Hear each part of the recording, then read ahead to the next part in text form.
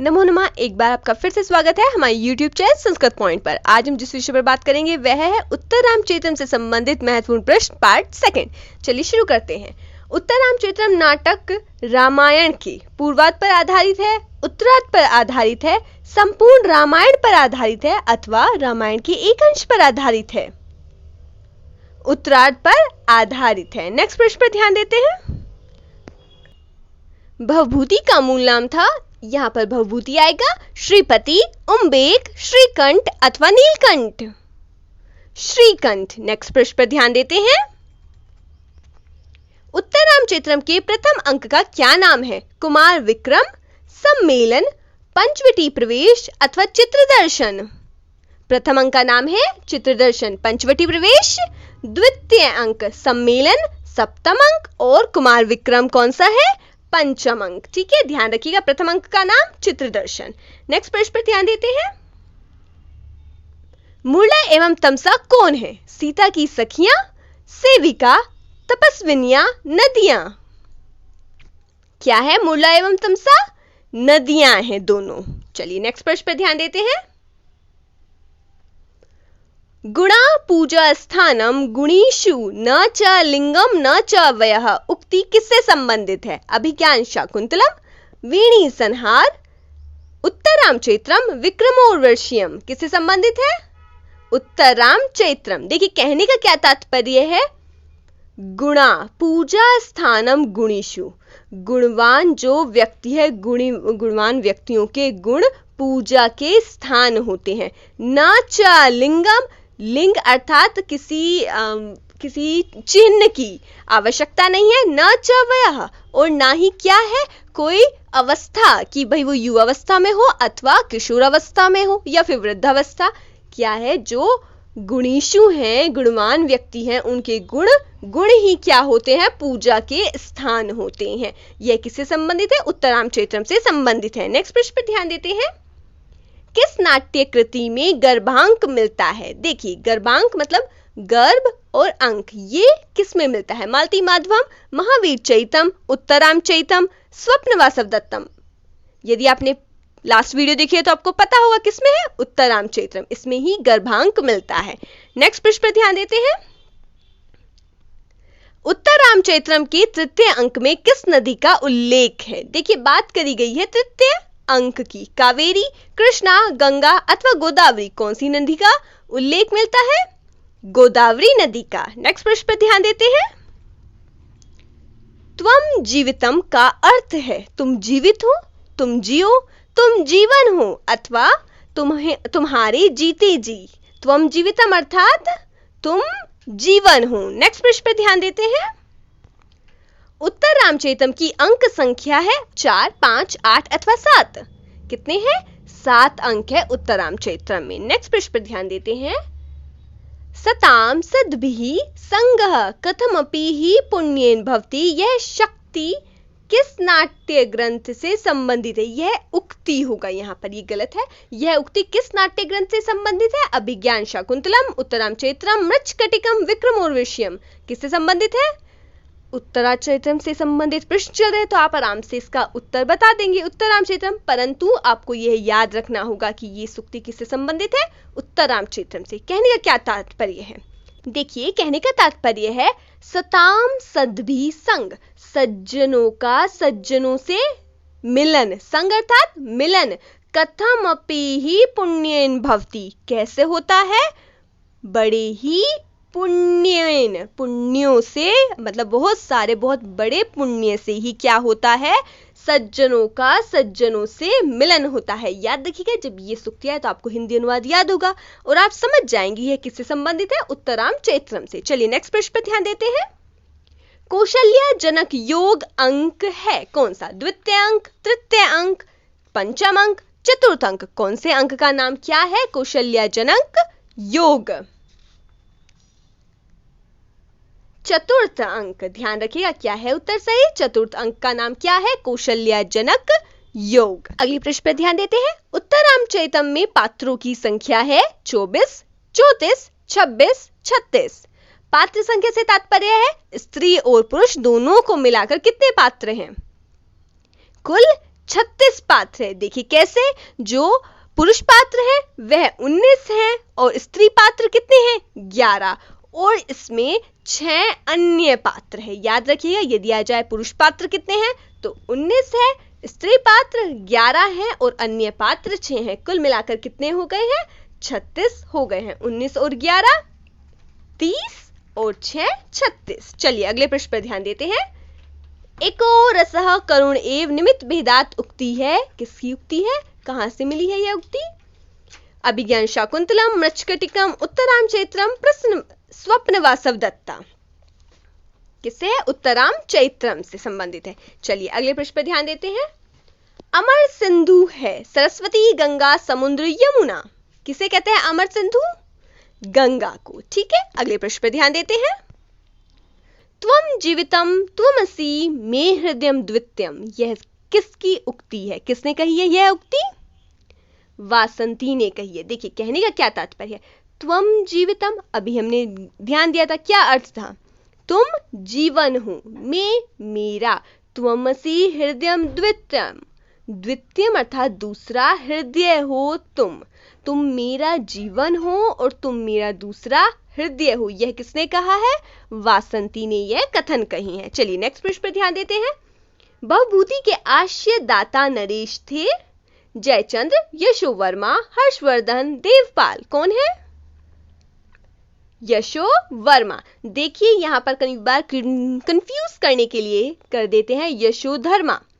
धर्मा नहीं है, क्या है? यशो वर्मा। ध्यान रखिएगा आप सभी। चलिए अगले प्रश्न पर ध्यान देते हैं। छायांक का संबंध किस नाटक से है? सर्वाधिक पूछे जाने वाला प्रश्न। अभिज्ञान शाकुंतलम, मृच्छकटिकम, उत्तराम चैत्रम, मालविकाग्निमित्रम। किससे है छायांक का संबंध? उत्तराम चैत्रम। छाया अंक से सर्वाधिक प्रश्न पूछे जाते हैं अलग अलग तरीके से। किससे संबंधित है, कौन से अंक को कहते हैं, इस तरह। ठीक है, चलिए अगले प्रश्न पर ध्यान देते हैं। उत्तराम चैत्रम के षष्ठ अंक का नाम है। बात कर रहे हैं षष्ठ अंक का, क्या है? सम्मेलन, कौशल्या जनक योग, कुमार विक्रम अथवा कुमार प्रत्यभिज्ञान। षष्ठ अंक का नाम क्या है? कुमार प्रत्यय अभिज्ञान। सम्मेलन किसका नाम था? सप्तम अंक का, याद होगा भी आपको। कौशल्या जनक योग किसका है? चतुर्थ अंक का। और कुमार विक्रम पंचम अंक का नाम है। चलिए नोट डाउन कर लीजिएगा चाहे कहीं पर। अगले प्रश्न पर ध्यान देते हैं। उत्तराम चैत्र से तृतीय अंक से नाम अस्ति। देखिए आ गया है, तृतीय अंक का नाम क्या है उत्तराम चैत्र के? सम्मेलनम। ये पंचवटी प्रवेश है, यहां ये गलत है, पंचवटी। छाया अंक चित्र दर्शन। तृतीय अंक का क्या नाम है? छाया अंक। चलिए नेक्स्ट प्रश्न पर ध्यान देते हैं। भगीरथी उत्तराम चैत्रम में किसकी पूजा करने के बहाने सीता को लाती हैं? शिव, भगवान विष्णु, ब्रह्मा, सूर्य। किसकी पूजा करने के बहाने से लाती है? भगवान सूर्य की पूजा करने के बहाने से वो सीता को लेकर आती है। यह भी पूछ लिया जाता है कौन लाती है? भगीरथी नदी लाती है। ठीक है, चलिए अगले प्रश्न पर ध्यान देते हैं। एको रसः करुण एव, यह उक्ति उत्तराम चैत्र के किस अंक से संबंधित है? प्रथम अंक, द्वितीय अंक, तृतीय अंक अथवा चतुर्थ अंक।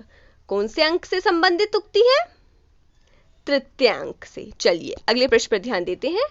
वशिष्ठ ऋषि, जो ऋषि वशिष्ठ हैं, उनकी पत्नी है वासंती, अरुंधति, गोदावरी अथवा लोपामुद्रा।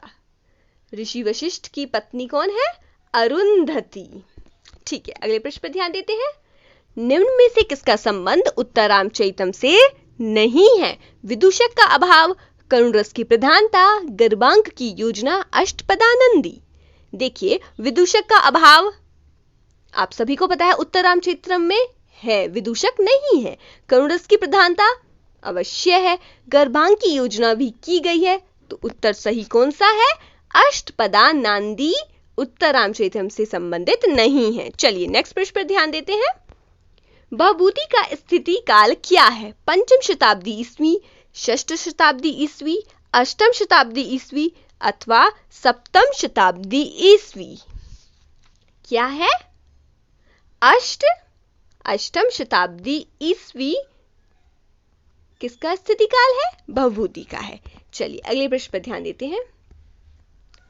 उत्तरामचरित्रम में किससे कुश एवं लव के जन्म का रहस्योद्घाटन होता है? विष्कंभक द्वारा, पर्यवेक्षक द्वारा, चूलिका द्वारा अथवा आकाश भाषित द्वारा?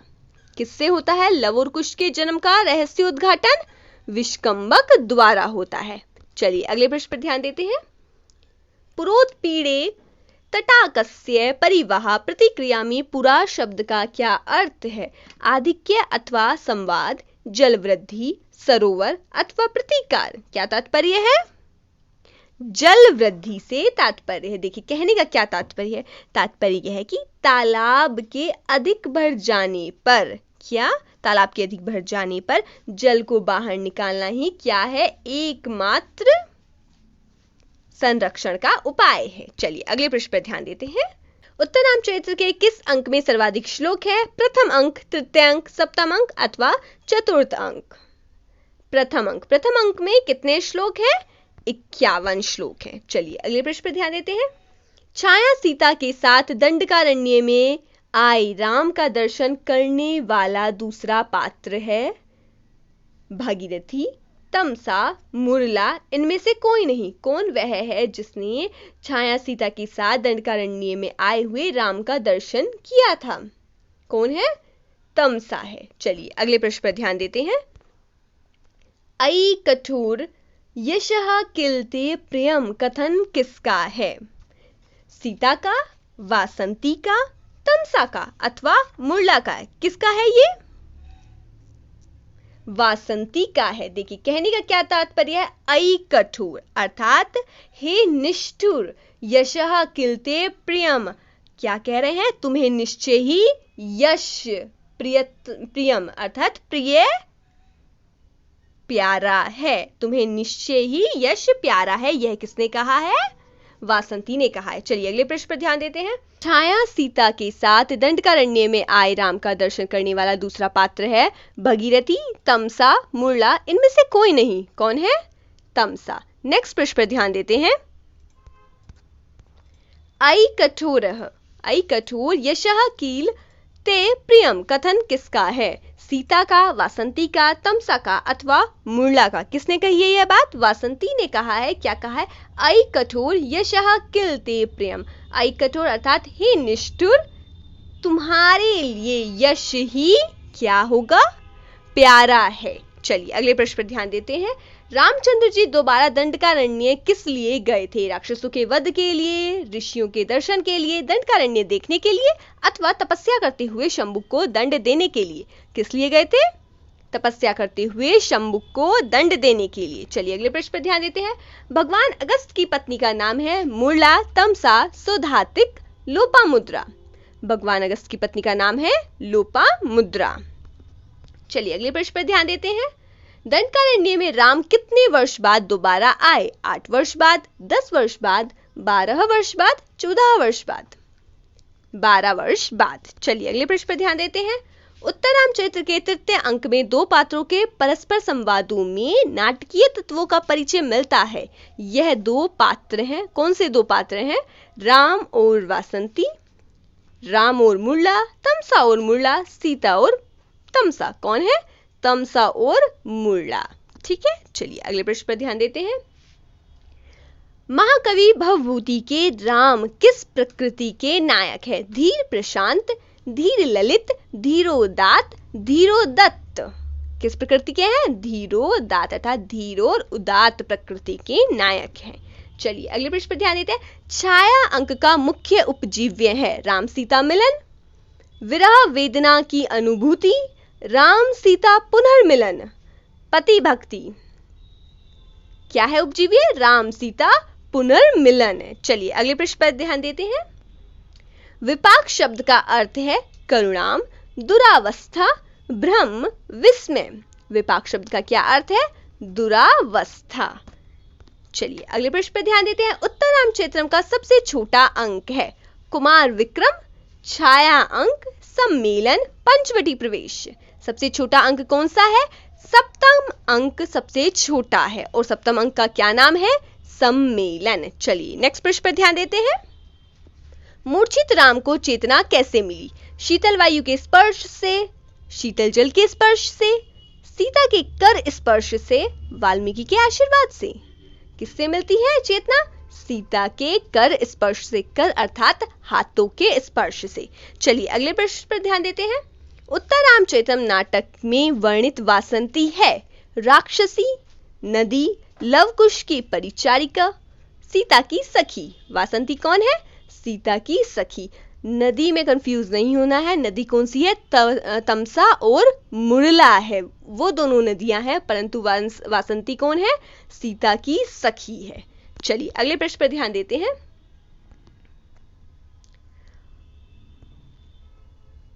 उत्तररामचरितम के तृतीय अंक को छाया अंक कहते हैं क्योंकि इसमें राम को सीता का चित्र दिखाया जाता है। इस अंक में सीता की छाया सभी दर्शकों एवं पात्रों को दिखाई पड़ती है। इस अंक में राम को सीता की छाया दिखाई देती है अथवा मंच पर उपस्थित सीता राम को नहीं दिखाई देती। क्यों कहते हैं इसे छाया अंक? क्योंकि मंच पर राम, जो मंच पर उपस्थित सीता है, वो राम को नहीं दिखाई देती है, इसीलिए इसे क्या कहते हैं? छाया अंक कहते हैं। वधू द्वितीय का अर्थ है दो स्त्रियां, दूसरी स्त्री, दूसरे की स्त्री अथवा प्रिया के साथ। वधू द्वितीय का अर्थ क्या है? प्रिया के साथ। ध्यान रखिएगा। चलिए अगले प्रश्न पर ध्यान देते हैं। उत्तररामचरित्र के तृतीय अंक में नाट्य संधि है प्रतिमुख संधि, मुख संधि, विमर्श संधि अथवा गर्भ संधि। देखिए यदि आपको तृतीय अंक का नाम याद है तो भी आप सही कर देंगे। क्या है? गर्भ संधि। ठीक है, गर्भांक कहते हैं ना हम तृतीयांक को, तो गर्भ संधि इसमें क्या है? मिलती है। चलिए अगले प्रश्न पर ध्यान देते हैं।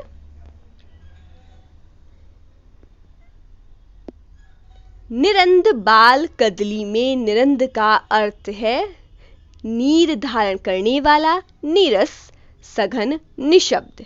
देखिए किसका अर्थ पूछ रहे हैं? निरंधर का अर्थ पूछा गया है और क्या है? सघन। चलिए अगले प्रश्न पर ध्यान देते हैं। दुर्मुख नामनः गुप्तचरस्य उल्लेखो वर्तते। अभिज्ञान शाकुंतले, उत्तररामचरिते, मेघदूते, मुद्रा राक्षसे। दुर्मुख नाम के गुप्तचर का उल्लेख प्राप्त होता है अभिज्ञान शाकुंतलम में, उत्तररामचरितम में, मेघदूत में, मुद्रा राक्षस में। उत्तररामचरित्र में प्राप्त होता है। दुर्मुख क्या है? राम के गुप्तचर हैं। चलिए अगले प्रश्न पर ध्यान देते हैं।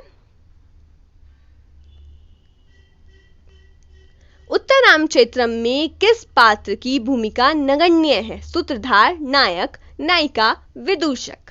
हमने अभी पिछले प्रश्न में क्लियर किया था क्या कि विदूषक क्या है?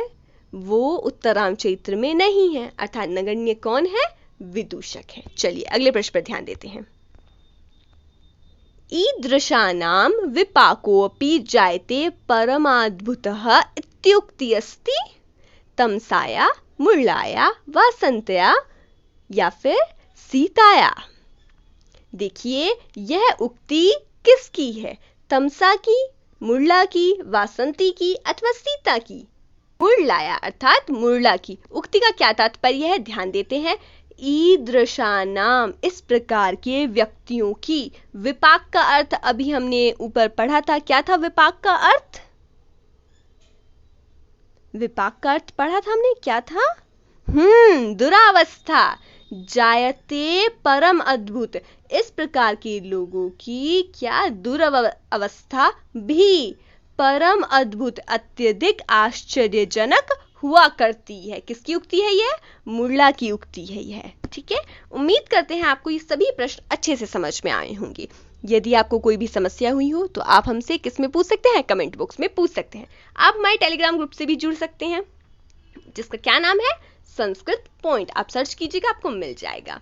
देखिए आज आपको इस प्रश्न का जवाब कमेंट बॉक्स में देना है। क्या है? ये रहा। उत्तररामचरितम में किससे कुश एवं लव के जन्म का रहस्योद्घाटन होता है? उम्मीद करते हैं आप सही जवाब देंगे। आपका दिन शुभ हो। वीडियो को शेयर करना नहीं भूलिएगा फ्रेंड्स के साथ। धन्यवाद।